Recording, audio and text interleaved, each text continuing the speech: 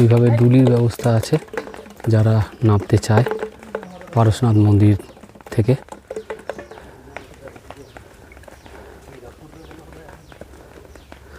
খুব কষ্টের চড়াই। এই যে এই পথে উঠে যেতে হবে ওপরে, ঠিক এই চড়াই চলছে এক নাগাড়ে।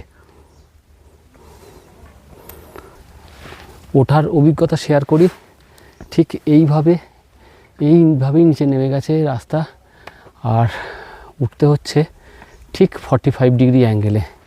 হ্যাঁ, ওঠার দৃশ্যটা আপনাদের দেখাই।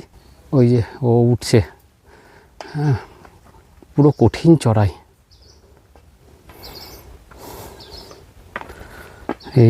এইভাবেই উঠে আসতে হবে ওপরে। এই পথ হলো পরেশনাথের পথ। কেমন লাগলো ভিডিওটা অবশ্যই সেটা জানাবেন।